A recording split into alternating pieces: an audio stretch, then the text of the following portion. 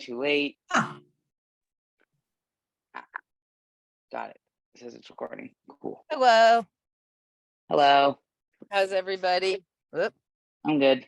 Good. Oops, sorry. I don't. So Saya is on her way. She just got out of class a little late, but she'll be here soon. She wanted me to let everybody know. Okay, great. Should we give a minute and see if She's going to be a little later than that. Class ran over and the ride was late. It was the whole thing, but she's on her way. She'll be here. All right. And mine is a little weird. I'm outside, so It's a beautiful day to be outside. yeah, so it's being a little funny, but that's okay, right? So Yeah, the weather's nice. is I like everybody that. else who's coming on so that we should get started, or is there anybody else we're waiting for? Anybody know? Otherwise, we'll go ahead and get started. All right. So, anything? Did you guys get through everything last week? Any questions left from last week? Anything like that? Otherwise, I know we're on week 6 right now. Sorry about that. Anybody have any questions left from any of the material from last week? No? All right. So, we are talking about life cycle, to the second part of life cycle, relationships, marriage, and divorce. So let me start off. Just anybody have any thoughts, any questions? What is a Jewish marriage? What are we, what are some of the questions, things we're discussing this week having to do with relationships and Jewish marriage? And maybe, sorry, now that I've asked them and ask it a little bit differently, how does Judaism feel about relationships and marriage? And how does the word for marriage, which is kiddushin, sort of indicate that or help us to understand that better, if that makes sense? Anybody? Any thoughts? Yes, Claire. So is it the same root as kadosh, as holy? Exactly. Yep, it sure is. Good catch. Yeah. Very good.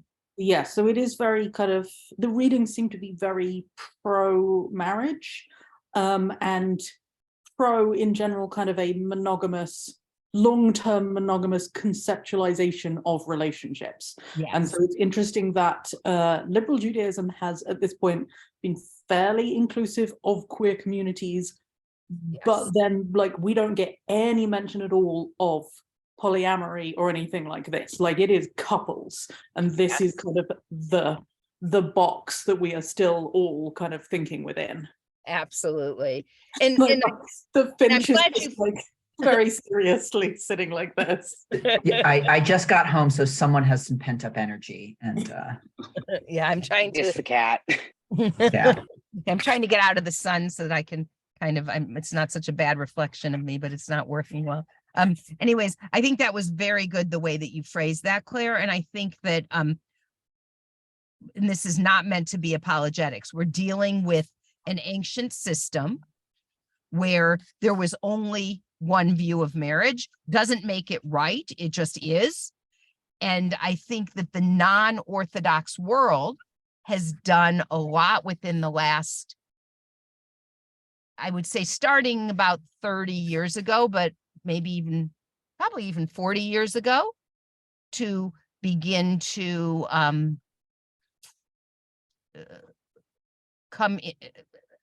incorporate the values of the what's the right word? I'm not sure how to say that, but to begin to be more inclusive. And I think that it's been, there was actually a wonderful position paper that was written, I bet 40 or more years ago, maybe 35 to 45 years ago, by the Reconstructionist movement, which was the first thing that I know of, although the Reform movement had some good things written as well, to begin to address, at that point, issues of homosexuality, which was where the world was at that point.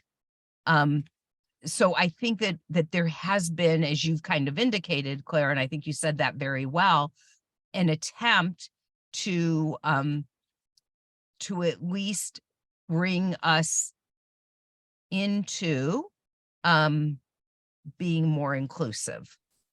But that doesn't mean it's perfect, because I don't think it is. I think but one of the things I still remember from reading that paper 35 years or more ago, 40 years ago, whatever it was that, and I think it was very well put as a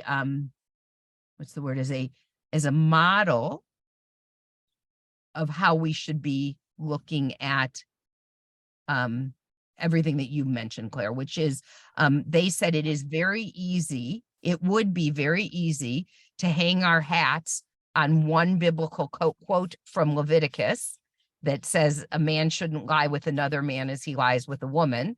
But that is only said one time in the entire Torah. And only one quote with reference to that in the entire Torah. So the question was raised, why is it that that's what, at that point in time, the whole world was trying to rest their hats on? And rather than I can't remember how many, it was something like 600 and something times that it mentions you should love your neighbor as yourself. You should treat all people are created in God's image, et cetera, et cetera, et cetera. And I'll never forget that as a way to frame this in a better, to frame this better. It looks like, Finch, that you wanted to say something. Yeah, I always appreciate learning the history of how those sort of things have evolved, especially in the last 50 years. And Claire, I also noticed the same thing, where it strikes me as a very sort of particular form of LGBT acceptance, to say, like, we accept you as long as you fit into the mold we've established, which I think was happening a little bit. But my two sort of curiosities were about sort of Orthodox and non-Orthodox attitudes towards sex before or outside of marriage. And also, I mean, so much of the sort of biblical justification of like why marriage is set up the way it is seems to be about sort of procreation and the continuity of community. So I was curious to hear about, as someone that marriage is not, that's not my primary sort of interest in any way. And I think there's been a lot of good work in like marriage and relationships outside of a sort of like, well, you gotta make babies. So those are the two sort of areas I wanted to talk about. Great. Great questions. Now I remember the second, and I had a whole bunch of responses to the first, and it just went out of my head. So can you repeat the first one, and then I'll answer them in that order. First one was about sexual relationships before and or outside of marriage. Yep. So it's interesting. I think, or I believe that certainly in the non-Orthodox world, within the Orthodox world, I think what you see is the traditional view of sexuality before marriage still there. Within the ultra-Orthodox world, men and women don't touch until they're married. They don't have sex until they're married, and marriage is viewed as between a man and a woman. I mean, that has not changed in the ultra-Orthodox world. And even in the more modern Orthodox world, it still pretty much has not changed. And there are very clear gender roles. Traditional gender roles, let me say that better. Within the non-Orthodox world, what I hear most often is the issue of how we treat each other, more so than when you have sexual relations. And that whatever we do within the Jewish context would be having a deep respect for the person, caring about the person who you're with, and treating people with dignity, respect, as though they're created in the divine image. And I don't know if that answers the question or if that's skirting it, but I think for most people in the non-Orthodox world, and that isn't to say that there aren't people in the non-Orthodox world who say there should be traditional marriage. It should be like this. It should be like that, because there still are. But I think when you look beyond to the majority, that's more what you'll see, if that makes sense. And let me open it up to other thoughts as we talk about this. I don't, do other people have thoughts, ideas, things you've read, things that you want to share with regard to this? For like couples, like what about like single parents, like who don't get married? I was raised by a single parent. Like that's kind of a question that kind of maybe ties into this, maybe a little. Sure. And I would say within the non-Orthodox world again, well, let me say two things. First, even in the Orthodox world, and I don't like the way this is, how the Orthodox world would say this, but the child is innocent, and the child doesn't receive a particular status from the parent. So what I'm referring to is that in sort of common parlance or whatever, you might hear that a child who's born, and I'm going to use the traditional language, even though I don't agree with the traditional language, but a child who is born out of wedlock in a non-Jewish setting is, quote unquote, had for many years been referred to as a bastard. I don't like that term, don't want to use it, but I'm using it for the sake of teaching, not because I agree with it. And Okay. is somehow tainted because of that. In Judaism, that concept doesn't exist, except the one concept that does exist, which again, for informational purposes, is Okay. a child who is born of a woman who's married to somebody else, but got pregnant from another man. And that term is a mamzer, which is the equivalent of what the English, which people would translate as bastard, whether or not that's right or not.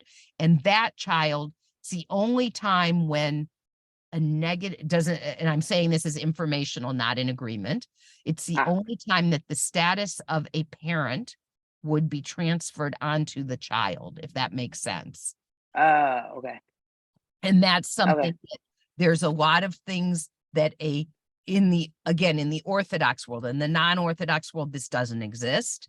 But in the Orthodox world, where that status of being a mamzer can keep a person from who they can marry in certain cases and other horrible things. But outside of the Orthodox, and even in the Orthodox world, and then clearly in the non-Orthodox world, let's say a child is born out of traditional wedlock, there's no status that is transferred onto that child. And children in Judaism kind of, I think, Finch, you were indicating this, that having children is sort of, there's no such thing in Judaism as original sin. That doesn't exist. That concept of original sin doesn't exist. The marriage, again, and this is traditionally, marriage is something that, being in a loving, committed relationship, is sort of the highest status, again, the highest that you can have a status. And having children, it's not something that it's a compromise to do. Just as marriage, the Hebrew word for marriage is kedushin, because it's very holy. But the way I would say that would be to be in a relationship with another person and honoring and respecting and caring about that other person, to me, is what is special and holy, not the gender, the marriage, and I think that, if that makes sense, I don't know if I've stated that well, but I think that makes sense. I'm also adopted from Moldova, so yeah. And within Judaism, Orthodox or non-Orthodoxy, children who are adopted are absolutely accepted within the Jewish community. There's no taint or status that isn't okay to that. Did not know that. Asking that, but yeah. Now, if someone is not born Jewish, traditionally, they are not Jewish accepted as Jewish unless they go into the mikveh when they're adopted. I mean, if they're adopted as a child, I mean. But if they go into the mikveh when they're adopted as a child, then they are Jewish. They don't have to go through a Beit Din. They don't have to go through classes, anything like that. They're accepted as Jewish if they go into the mikveh and then have the opportunity at the age of bar or bat mitzvah to say, I don't want to be Jewish anymore, if that's how they choose. But if they want to be Jewish, they're Jewish. Ah. If that makes sense. Yeah, that makes sense. Great. Other, Was that, sure. Go ahead. was I right that I read that it's considered the main life cycle event is the wedding? Did anyone read that in one of the books? And it's holy because it's considered the main event of your life. I believe you would have read that probably in either How to Run a Traditional Jewish Household or potentially in Prager's book. Interesting. Or maybe in Klein or not Klein because he's conservative. It would have been in one of those two Orthodox books. I think it was in Prager's book. That's what I would imagine. Which is what the Orthodox world would view that as. The non-Orthodox world, again, that's not the case, but in the Orthodox world, Well, that would be. Well, is the use of the word holy in the word that, like, what you're making this event holy, and I was wondering if we could say a little bit more about why that word would be used. Yeah. In the Orthodox world, you mean, or just in Well, Judaism just in general? thinking about the ceremony. Because traditionally being married was bringing you into a holy state, because then you can have children, just as sort of where we started with Claire, which is that you should be fruitful and multiply and replenish the earth. And you did that traditionally within the context of marriage. So you're fulfilling the first commandment in Judaism is to be fruitful and multiply. And since it's believed that that's within the context of marriage traditionally, that's why it would be then that you should be fruitful and multiply, and that's where calling this holy, because you can't fulfill that commandment of being fruitful and multiply in the Orthodox world. In the traditional Jewish world, you can't fulfill that without being married. So it is holy because it's permitting you to fulfill that first commandment.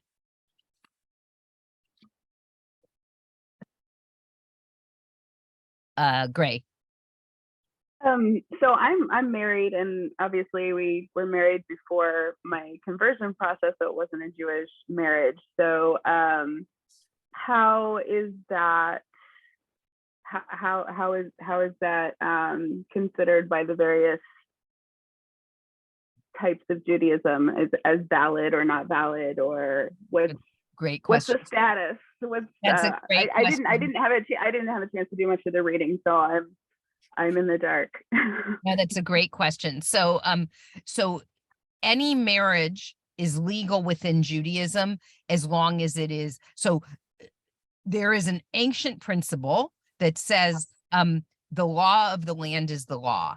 So the fact that you were married, nobody's going to ever dispute that you're married. Because you were married by the state. You were married legally in a ceremony, which makes your wedding legal. Is that what you're asking me? Now, would we say it's a Jewish marriage? No.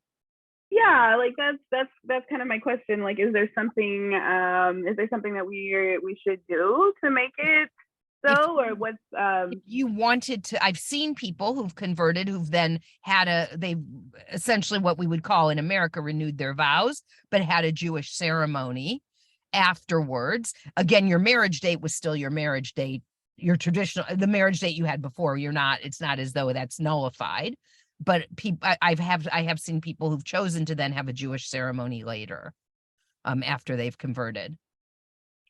I've actually participated in a number of them.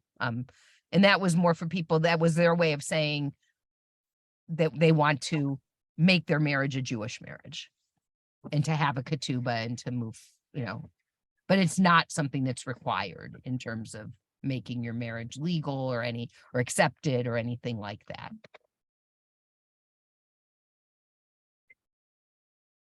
Good question. Any other questions, comments with this? And then Finch, you'll remind me of your second question, because again, I didn't write it down and my memory's terrible, but does anybody have other questions first? I mean, yes, Jack. My one. This kind of ties to last week. Also, Mhm. how do Orthodox Judaism and I guess I'm new to this. Like Reform, Mhm. Reform. Like, what are the differences between their beliefs? Their on adoption. Yeah, I don't know. I don't know the right words. I'm sorry.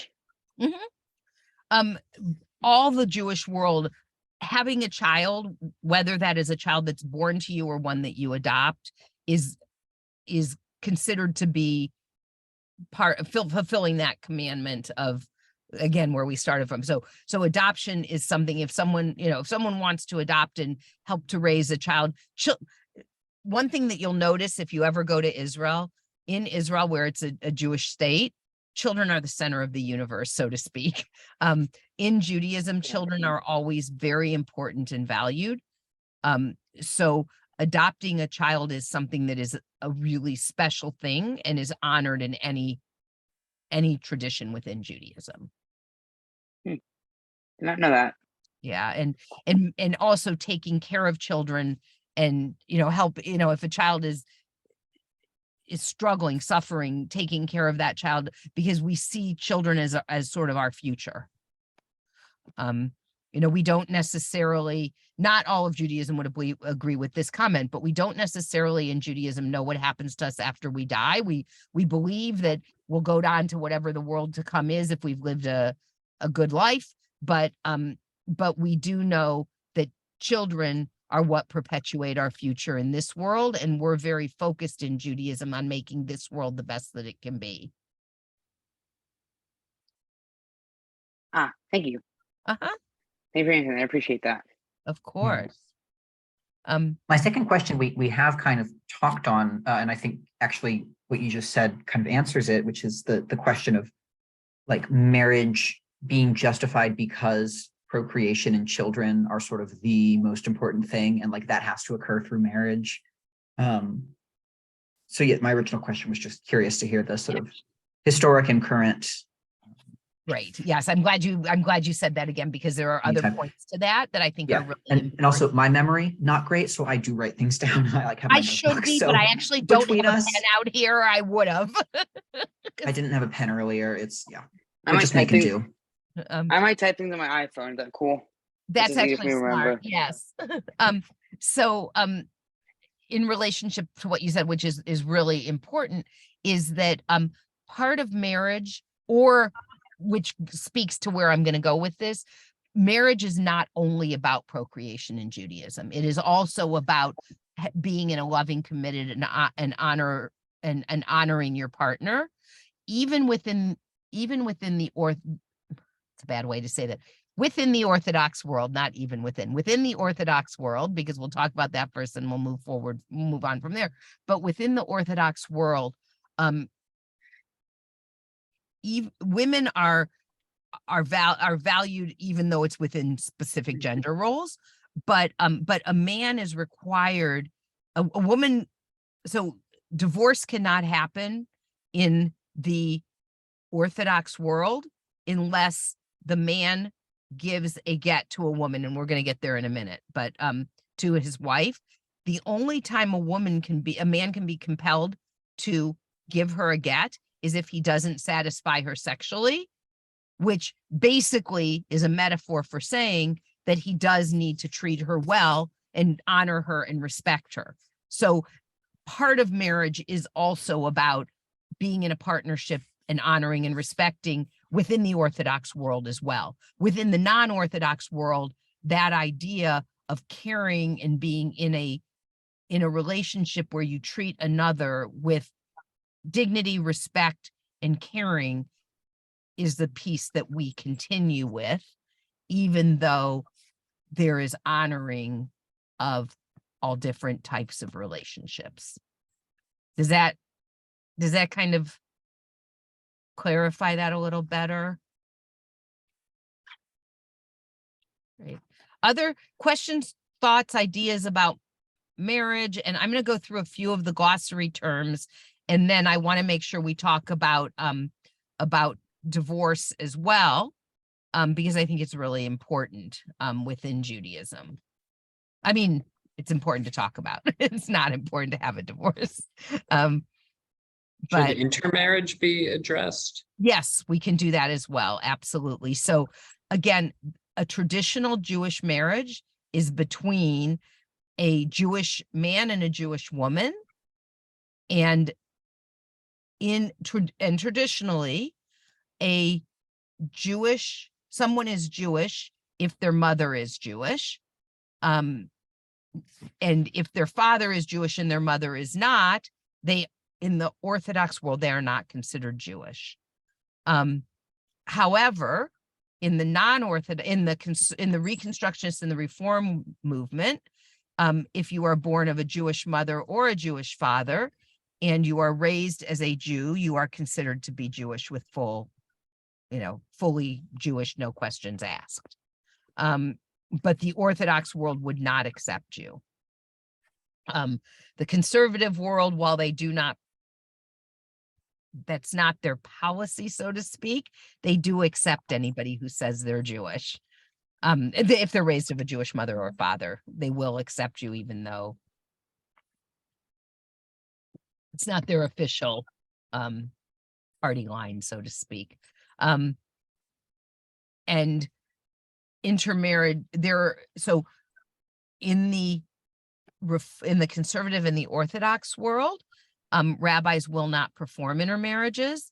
In the Reform and Reconstructionist movement, it's left up to the individual rabbi, so it would depend on who you're asking to perform your wedding. What's an Intermarriage would be between intermarriage? a Jewish and a non-Jewish person. Thank you. And for the non-Orthodox world, that would apply. So within the Orthodox world, it is always going to be a man and a woman who are getting married. Within the non-Orthodox world, again, that would apply to, it doesn't matter what the gender of the person is, in terms of whether or not that's considered an intermarriage and whether or not a rabbi will officiate at that marriage. So, yeah. Any other questions? And I guess the other piece, which I didn't say, sorry, I left off a very important part. Within the non-Orthodox world, even in the case of an intermarriage, or not even, I said that wrong. In the case of an intermarriage, the children will still be accepted. The family will still be accepted. Certainly within the Reform world, most temples you can join, whether you're Jewish and non-Jewish partners can join. Usually within the conservative movement, it depends on the place. But I think everybody across the board in the non-Orthodox world will welcome in the non-Jewish partner and honor and respect them, I believe. I mean, I know in most places they do. I can't say everywhere, but most will in the non-Orthodox world. Does that mostly answer? Okay. Let me go through some of the glossary terms. So we talked about, actually, no, yeah, we'll do this in this context. So in a traditional marriage ceremony, in a Jewish wedding, Kiddushin, as we said, is what refers to a Jewish marriage. It consists of two parts. It consists of the Erusin and the Nisuin. The Erusin is first, that's the betrothal, and the Nisuin is the actual wedding. in modern times, those used to be two separate ceremonies that could be separated by as much as a year. In modern times, those two have come together in their one ceremony. And whoops, sorry. And the Erusin is marked by, I think we've got that here, by the Birkat Erusin, which I don't know if we have that word here. But anyway, marked by the Birkat Erusin, and you drink a glass and you share a glass of wine. And then you exchange the exchange of rings in a traditional ceremony. It is a man giving a ring to a woman. In most ceremonies outside of the Orthodox world, it is a double ring ceremony. And the traditional blessing that's said, or the traditional phrase that is said, and you'll see that in the third column. Excuse me, Hare at mikudeshet li betabat zo kadat Moshe Yisrael. That phrase, with this ring, you're consecrated to me according to the laws of Moses and Israel. That is what makes a Jewish wedding a legal wedding. That phrase has to be recited in order for the marriage to be legal traditionally. And it has to be recited in the presence of at least 2 Jewish witnesses above the age of bar bat mitzvah, is what makes the marriage ceremony legal. And after that is recited, then usually you read from the ketubah, which is the Jewish marriage certificate. Is that not on here? Is that not I a don't word? see it really. Should be Maybe a I'm looking at the glossary wrong word thing. on there. I don't know why that's not on there. The ketubah is the traditional Jewish. Oh, it's on there. It's at the bottom of the second column. There Where do it I is. find that? Okay, I I'm couldn't like, imagine it wasn't on there. Okay. No, it sounds like there's a lot of words, related words, so it would totally make sense if it wasn't. where Just would I totally find missed that? it. I'm a little confused. It's Is this this. on Zoom?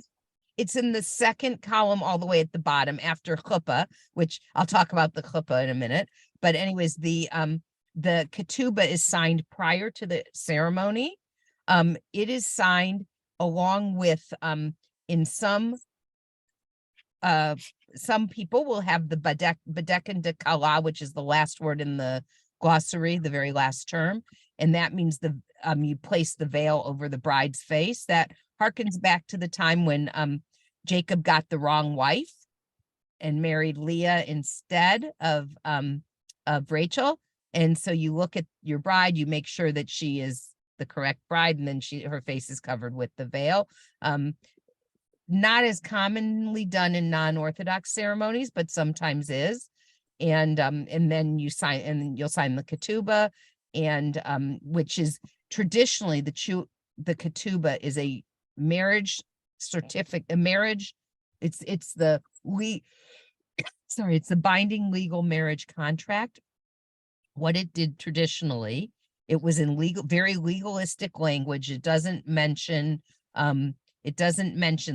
It doesn't mention anything. It basically, again, I'm going to be a little bit flippant here, but it basically says that the groom is purchasing the bride for X number of zuzim, and whether or not she's a virgin or divorced, or what her status is.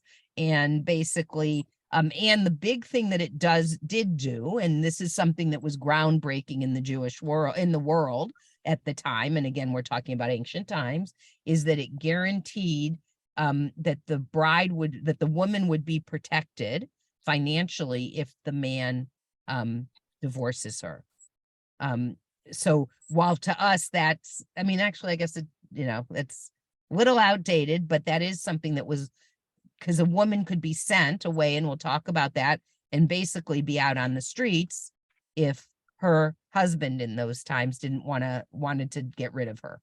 So it actually was quite groundbreaking that the woman is guaranteed to be taken care of through the ketubah. Now, some people will use the traditional legalistic language of the ketubah. Many people, particularly in the non-Orthodox world, will have a much more palatable ketubah that uses Hebrew instead of the ancient Aramaic, and is much more about love and taking care of each other and respecting each other, and that type of thing. I was just about to say something and it went out of my head. Darn. Oh, well. It'll come back to me, I'm sure. So I think that's a really important piece, is the ketubah. And that's, as I said, signed before the ceremony, but you will, it is a portion of it at least is usually read right after the rings are exchanged. And then after that, the Sheva Brachot, which are the traditional 7 wedding blessings, are recited, and they basically place the couple within the context of Jewish space and time. And then after the Sheva Brachot, after the 7 wedding blessings, the glass is broken. And again, in a more egalitarian service, I've seen both partners break the glass. I've seen where still, one or the other will break the glass, whatever people want to do. And the marriage takes place underneath the chuppah, which is the 3rd word in the middle column, which is supposed to represent the couple's future home that they're going to build together. And I think what's important to mention is that that the marriage ceremony in the non-Orthodox world, you'll see, I think, generally a pretty similar ceremony used for regardless of what the ceremony, it's for all couples that one might marry. Any questions, thoughts, comments that anybody has? Yes, Jackie. I'm totally new to all this, but is it possible to actually cut your foot on the glass when you break it? No, Has that ever happened? I shouldn't say never. It has never happened to me. I've never seen it happen. The glass is wrapped in, it should be wrapped in a napkin very, very, very tightly. And it should be a glass that's made out of the cheapest possible glass that you can find, a wine glass, but as cheaply as you can find it. So it breaks really easily. And you use the heel of your foot so that it usually, I have not seen anybody get cut by it. Again, doesn't mean it hasn't happened to anybody. Okay. So, Thank you. Sure, good question. Oh, and the reason for the breaking of the glass, I forgot I was going to say that, which is no one really knows the reason, and that's why you will hear many reasons given. But the different reasons that are given, first off, it probably has something to do with kind of going back. I think I can't remember who said this, but with marriage being that holy state, there was the fear that way back when that evil spirits might be lurking, and the breaking of the glass would scare them away. That's one thing we don't talk about anymore, but people think might be one of the reasons of where it came from. But in addition to that, people will say that it is just as a glass is fragile and easily broken, so a relationship is fragile, and let the reminder of how easily a glass can break be the reminder that helps you remember to really honor and respect each other and treat each other well, so that your relationship doesn't shatter. Gray. Isn't there also the breaking of the glass is like, it's such a perfect day that you want something to go wrong to repel the evil eye. That's what I that's another heard. one that's given. And then the other that's given, which is right along that, is that even at the marriage is such a happy time.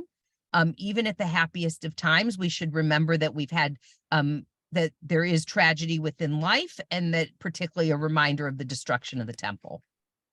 So that's the other that is given. And again, the fact that we have so many explanations probably means we just aren't 100% certain of the reason why. Yeah. And then any other questions with regard to marriage? Otherwise, we'll jump into divorce. Finch. One more question going back to where Claire started us off.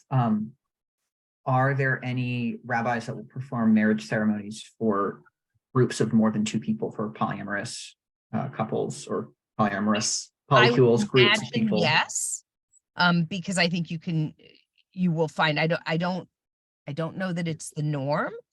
I don't know, but I'm I guessing would, reform, probably. You I might find would- people. I would imagine I would imagine it wouldn't be all Reform rabbis, but I would imagine there will be some who will, and some Reconstructionists, and probably not conservative. But it would depend, I think, on who you're working with. So someone must have done all of Solomon's weddings. Has Yeah, a lot of weddings. exactly. Well, mean, actually, that brings up a very interesting question, which is actually a very good question. Is that within traditional Judaism, like biblically, men were allowed to marry more than one wife. Women were not allowed to marry more than one man, but men could have more than one wife traditionally. And that was one of the, what's the right word? One of the way that it was actually stopped was the principle I mentioned before about the law of the land is the law. That was a law that came along that actually stopped more than men from in Judaism from having more than one wife, because that happened in, like, I think it was 1100 or something. I can't remember, but anyways, that principle, it's Malchuta Dedina Malchuta. I can't remember the exact year, like the exact year when that came. Let's see if I can find it. If I can find what year that was. But it was a takana. Let's see if I can see when that takana came about. Can't remember when that takana came about, but anyways, it did. There were a lot of reasons for it, but it also stopped men from being able to marry more than one wife. I can't remember when it was. Anyways, yeah. Other questions? Guys, I'm gonna jump into divorce and talk about divorce. Okay, sorry, you piqued my interest. The first, according to Wikipedia, the first to cite a teaching under the authority of Dina B'Malchuta Dina was Mar Samuel, circa in about the year 200 in Babylonia. 200. Perfect. Okay. Excellent. Anyway, so that's divorce. Yeah. so divorce.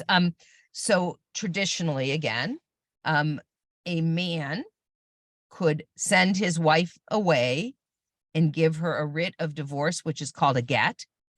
And there's a lot with the get that's very problematic, because if a man chooses to send his wife away, or chose to send his wife away and not give her a get, she became what's called an aguna, which means a chained woman. It means she could not marry again.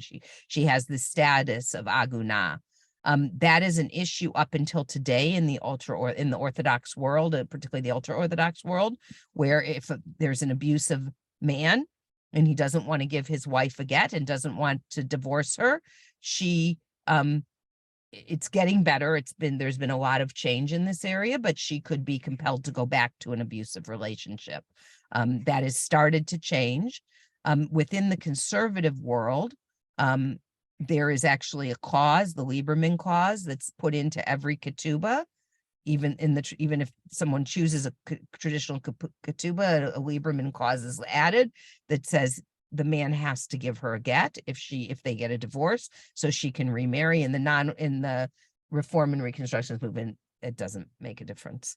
But that is something that's been problematic throughout Jewish times. The other time a woman could become an aguna is like if her husband went away to war and was killed in battle, but they never found his body, then he could also she could become an aguna if no one ever witnessed his death.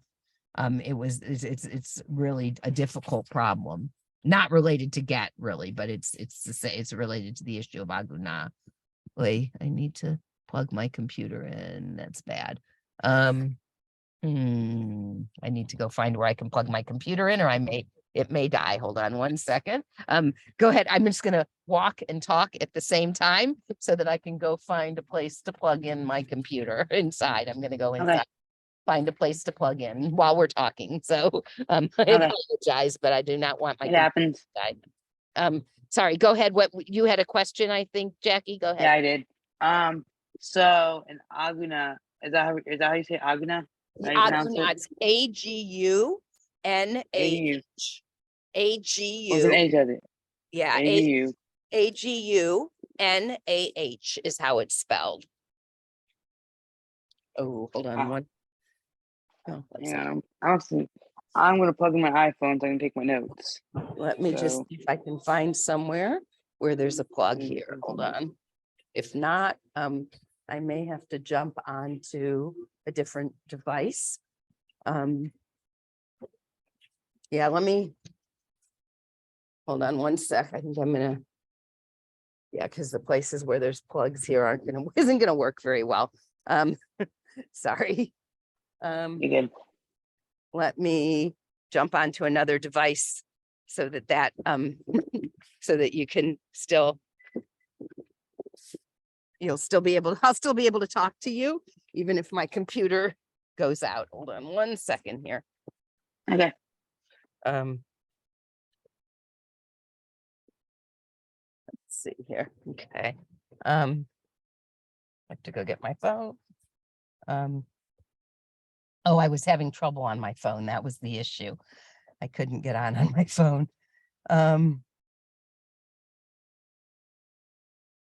Let's see if I can get on now on my phone. Hold on.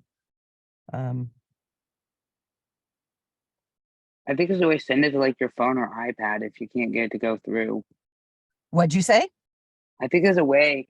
If you ever, depending on if you have a Mac, you can send it to your iPad or your computer or your Oh, iPhone.